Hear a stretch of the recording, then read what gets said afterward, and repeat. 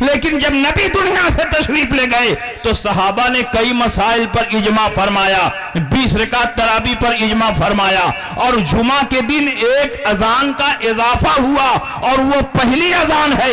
حضرت عثمان غنی نے پہلی اذان کا اضافہ کیا اور مقام زہرہ پر وہ اذان دلوائی اور سارے صحابہ نے اس پر اجماع کر لیا۔ تو اجماع امت بھی ایسے ہی دلیل ہے جیسے قیاس دلیل شرعی ہے۔ حضرت علامہ صبغت اللہ صاحب کا حکم ہے کہ امام اعظم ابو حنیفہ کی عبقریت، فقہ حنفی کے اثبات اور اظہار اور مسلک اعلی حضرت کی حقانیت پر تقریر کریں۔ واہ سبحان اللہ سبحان اللہ، کیا واہ واہ۔ نبی اکرم صلی اللہ تعالی علیہ وسلم اس دنیا سے تشریف لے گئے تو ایک ایسی جماعت کو چھوڑا جنہوں نے اپنے اجتہاد کی روشنی میں نبی اکرم صلی اللہ علیہ وسلم کے اقوال اور ان کے ارشادات کی تشریح و توضیح فرمائی، اور جب صحابہ دنیا سے گئے تو اللہ تعالیٰ نے مجتہدین کی ایک ایسی جماعت کو پیدا فرمایا جنہوں نے صحابہ کے اقوال کی ایسی شاندار تشریح و توضیح فرمائی کہ ہمارا دین ہر حیثیت سے کامل اور مکمل نظر آنے لگا۔ ائمہ کرام مجتہدین اعظام نے اپنی طبیعت سے اور محض قیاس عقلی سے کوئی مسئلہ ثابت نہیں فرمایا، بلکہ رسول اللہ صلی اللہ علیہ وسلم نے مسائل کے استنباط اور استخراج کے جو اصول اور قوانین بیان فرمائے تھے اسی کی روشنی میں مسائل کا استنباط اور استخراج کیا۔ مثال کے طور پر بخاری شریف کی حدیث ہے، نبی اکرم صلی اللہ علیہ وسلم نے حضرت معاذ ابن جبل کو یمن کا قاضی بنا کر بھیجنا چاہا۔ جب معاذ ابن جبل جانے لگے تو رسول پاک نے پھر بلایا اور فرمایا، یا معاذ کیف تقضی، اے معاذ تم کیسے فیصلہ کرو گے؟ حضرت معاذ ابن جبل نے فرمایا، اقضی بکتاب اللہ، اللہ کی کتاب کی روشنی میں فیصلہ کروں گا۔ رسول اللہ نے سوال فرمایا، فَإِن لَّمْ تَجِدْ فِي كِتَابِ اللَّهِ، اگر اللہ کی کتاب میں مسئلہ نہ ملے تب کیا کرو گے؟ تو انہوں نے جواب دیا، اقضی بسنت رسول اللہ، رسول اللہ کی سنت کی روشنی میں فیصلہ کروں گا۔ رسول پاک کا سوال ہی بتا رہا ہے کہ ہر مسئلہ قرآن اور حدیث ہی سے نہیں حل ہوگا، اس کے بعد بھی ایک مرحلہ آئے گا۔ اسی لیے رسول پاک فرماتے ہیں، فَإِن لَّمْ تَجِدْ، اگر سنت رسول میں بھی مسئلہ نہ ملے تب کیا کرو گے؟ تو حضرت معاذ ابن جبل نے یہ نہیں فرمایا، یا رسول اللہ دلیلیں تو صرف دو ہی ہیں، کتاب اللہ سنت رسول، اب میں کیا کر سکتا ہوں؟ اصول شرع تو دو ہیں، کتاب اللہ سنت رسول، تو اب میں کیا کروں گا؟ اگر کتاب اللہ میں بھی مسئلہ نہ ملے، سنت رسول اللہ میں بھی مسئلہ نہ ملے، تو اب اس کے بعد میں کیا کر سکتا ہوں؟ وہ معاذ ابن جبل تھے، وہ عظیم صحابی تھے، ان کو معلوم تھا کہ رسول پاک نے ہمیں یہ تعلیم دی ہے کہ جب کتاب و سنت میں کوئی مسئلہ نہ ملے تو کتاب و سنت کے نصوص کو، ان کے نظائر کو، ان کے امثال کو، ان کی مثالوں کو سامنے رکھ کے اس طرح کے احکام جو وہاں دیے گئے ہیں وہی احکام یہاں بھی جاری کیے جائیں گے۔ اس لیے انہوں نے فرمایا، اجتہد و برائی، میں اپنی رائے سے قیاس اور اجتہاد کروں گا۔ یہ مطلب نہیں ہے کہ محض اپنی عقل سے مسئلہ بتاؤں گا، مطلب یہ ہے کہ کتاب اللہ اور سنت رسول اللہ کی نصوص کی روشنی میں قیاس شرعی کروں گا۔ آج غیر مقلدین کہتے ہیں اصول شرع صرف دو ہے، کتاب اللہ اور حدیث رسول، اس کے علاوہ کوئی چیز دلیل نہیں ہے۔ اگر اس کے علاوہ کوئی چیز دلیل نہیں تھی تو رسول پاک کو رد کرنا چاہیے، رسول پاک کو انکار کرنا چاہیے، رسول پاک کو تنبیہ فرمانا چاہیے، لیکن رسول پاک انکار نہیں فرما رہے ہیں بلکہ ارشاد فرماتے ہیں الحمدللہ الذی وفق رسول اللہ بما یرضی بہ رسول اللہ، تمام تعریف ہے اس اللہ کے لیے جس نے اپنے رسول کے قاصد کو اس بات کی توفیق دی جس سے اس کا رسول راضی ہے۔ اس کا مطلب یہ ہوا کہ نبی نے اسی دور میں یہ فیصلہ فرما دیا کہ پہلے کتاب اللہ میں مسئلہ تلاشا جائے گا، پھر سنت رسول اللہ میں تلاشا جائے گا، اور وہاں مسئلہ نہ ملے تو قیاس اور اجتہاد سے مسائل کا استنباط اور استخراج ہوگا۔ تو امام اعظم ابو حنیفہ نے اگر قیاس اور اجتہاد کیا ہے تو کون سا گناہ کیا ہے؟ امام اعظم نے تو وہی کام کیا جس کی تعلیم رسول پاک نے دی تھی۔ اب کوئی سوال کرے کہ اس حدیث میں تو اجماع امت نہیں ہے، اور آپ کے نزدیک اجماع امت بھی دلیل ہے۔ آپ حضرات کے نزدیک 4 دلیلیں ہیں، کتاب اللہ، سنت رسول، اجماع امت اور قیاس۔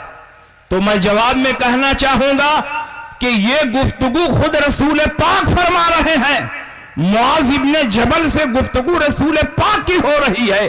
نبی کے زمانے میں اجماع امت کی کوئی ضرورت نہیں تھی، نبی جب موجود ہیں تو جس کو جو مسئلہ پوچھنا ہو نبی سے پوچھے، نبی جو کچھ فرمائے وہ حدیث رسول میں داخل ہوگا، وہ خود حجت اور دلیل ہے، الگ سے اجماع امت کی ضرورت نہیں۔ لیکن نبی کے زمانے میں قیاس کی ضرورت تھی، اجتہاد کی ضرورت تھی، اس لیے کہ نبی ہر جگہ دستیاب نہیں تھے۔ کسی کو قاضی بنا کر یمن بھیج رہے ہیں، کسی کو شام بھیج رہے ہیں، کسی کو ترکستان بھیج رہے ہیں، کسی کو قاصد بنا کر بھیج رہے ہیں، کسی کو معلم بنا کر بھیج رہے ہیں۔ تو یہ صحابہ نبی اکرم صلی اللہ علیہ وسلم سے دور بھی رہتے تھے، اگر وہاں کوئی نیا مسئلہ پیش آ جائے تو کیسے اس مسئلے کو حل کریں گے؟ اس لیے نبی کے زمانے میں قیاس اور اجتہاد کی ضرورت تھی، اس لیے رسول پاک نے قیاس اور اجتہاد کی تعلیم دی۔ اس وقت اجماع امت کی کوئی ضرورت نہیں تھی، لیکن جب نبی دنیا سے تشریف لے گئے تو صحابہ نے کئی مسائل پر اجماع فرمایا، 20 رکعت تراویح پر اجماع فرمایا، اور جمعہ کے دن ایک اذان کا اضافہ ہوا، اور وہ پہلی اذان ہے۔ حضرت عثمان غنی نے پہلی اذان کا اضافہ کیا اور مقام زہرہ پر وہ اذان دلوائی، اور سارے صحابہ نے اس پر اجماع کر لیا۔ تو اجماع امت بھی ایسے ہی دلیل ہے جیسے قیاس دلیل شرعی ہے۔ اس لیے ہم اہل سنت کے نزدیک 4 دلیلیں ہیں، کتاب اللہ، سنت رسول، اجماع امت اور قیاس۔ امام اعظم ابو حنیفہ نے محض اپنی عقل سے اور دماغ سے یہ فیصلہ نہیں کیا ہے، بلکہ نبی نے جو تعلیم دی تھی اسی تعلیم کی روشنی میں امام اعظم ابو حنیفہ نے 86,000 مسائل کا استنباط اور استخراج فرمایا، 38,000 مسائل عبادات سے متعلق نکالے، باقی مسائل معاملات سے متعلق نکالے۔ اور امام اعظم ابو حنیفہ اپنے دور کے اتنے بڑے محدث اور فقیہ ہیں کہ پورے کوفے کا علم 2 محدث میں جمع تھا، ایک شعبہ ابن الحجاج اور ایک مسعر ابن کدام۔ پورے کوفے کا علم 2 محدثوں میں جمع تھا، شعبہ ابن الحجاج اور حضرت سفیان ثوری۔ ان دونوں کو علم حدیث میں جو کوئی مسئلہ پیش آتا تو مسعر ابن کدام کی بارگاہ میں پہنچتے، مسعر ابن کدام اس کو حل فرماتے۔ اس کو یوں سمجھیے کہ پورے کوفے کے محدثین 2 محدث کے محتاج ہیں، شعبہ ابن الحجاج، سفیان ثوری، اور یہ دونوں محدث اپنے بڑے محدث کے محتاج ہیں، وہ مسعر ابن کدام ہیں۔ اور مسعر ابن کدام کا بیان سنیے، وہ فرماتے ہیں کہ مجھے علم حدیث میں جب مشکلات پیش آتی ہیں تو میں امام اعظم کی بارگاہ میں پہنچتا ہوں۔ وہ فرماتے ہیں کہ علم حدیث میں ہم نے امام اعظم کا مقابلہ کیا تو امام اعظم ہم سے آگے بڑھ گئے، اور زہد و تقوی، عبادت و ریاضت میں امام اعظم سے مقابلہ کیا تو امام اعظم زہد و تقوی اور عبادت و ریاضت میں بھی مجھ سے آگے بڑھ گئے۔ اس کا مطلب یہ ہوا کہ امام اعظم ابو حنیفہ کوفے کے سب سے بڑے فقیہ بھی ہیں اور کوفے کے سب سے بڑے محدث بھی ہیں۔ वाह सुभान अल्लाह। یہ امام اعظم ابو حنیفہ کی شان. اور تم کہتے ہو امام اعظم کو صرف 17 حدیثیں یاد تھی، جس نے 86,000 مسائل کا استنباط اور استخراج کیا ہو. اگر ایک مسئلہ ایک حدیث کی روشنی میں نکالا تو 86,000 حدیثیں اس کے سینے میں محفوظ تھیں. امام اعظم سے بڑا پورے کوفے میں کوئی محدث نہیں تھا، اور امام اعظم سے بڑا پورے کوفے میں کوئی فقیہ نہیں تھا. امام اعظم فقہ کے بھی امام ہیں اور حدیث کے بھی امام ہیں. بڑے بڑے محدثین نے جن حدیثوں کی روشنی میں مسائل کا استنباط اور استخراج نہ کیا، انہی حدیثوں کی روشنی میں امام اعظم نے سینکڑوں مسائل کا استنباط اور استخراج فرمایا. اسی لیے اللہ کے نبی نے فرمایا، ترمذی شریف کی حدیث ہے، نزل اللہ عبدا سمع مقالتی فحفظها ووعاها وأداها فرب حامل فقه غير فقيه ورب حامل فقه إلى من هو أفقه منه. اللہ رب العزت اس بندے کو تر و تازہ رکھے جس نے میری حدیثوں کو سنا، اس کو محفوظ رکھا، دوسروں تک پہنچایا.